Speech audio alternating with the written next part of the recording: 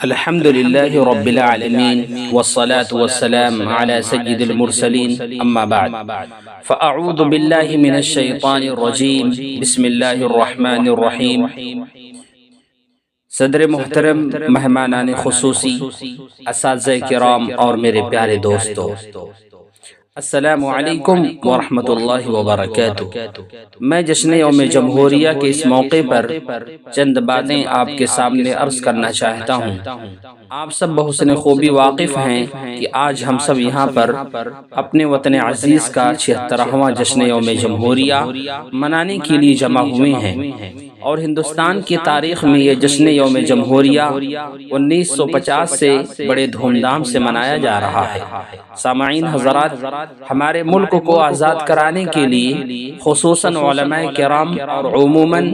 تمام مذاہب کے لوگوں نے بہت جد و جہد کی، تب جا کر 15 اگست 1947 کو ہمارا ملک آزاد ہوا۔ لہٰذا ملک کو بہتر طریقے سے چلانے کے لیے ایک دستور، ایک آئین ضروری تھا، کیونکہ یہاں پر مختلف مذاہب کے ماننے والے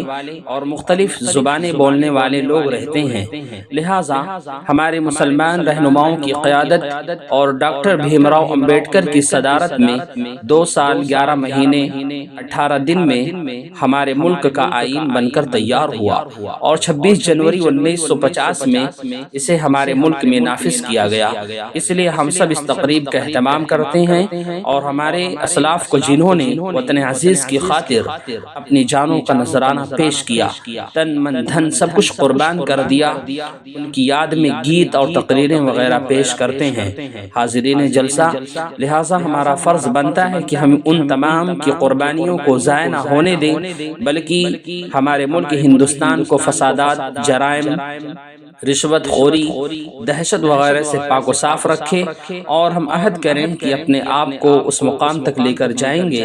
جہاں فرد کی ترقی کے ساتھ ساتھ ہمارے ملک کا نام بھی روشن ہو۔ اور آخر میں اس شعر سے اپنی بات مکمل کرنا چاہوں گا۔ 26 جنوری تھی وہ 1950، جمہوریت کی ہم نے رکھی تھی تبھی اساس، تب سے ہر ایک سال مناتے ہیں شان سے، تب سے ہر ایک سال مناتے ہیں شان سے، جمہوریت کے گیت سناتے ہیں شان سے۔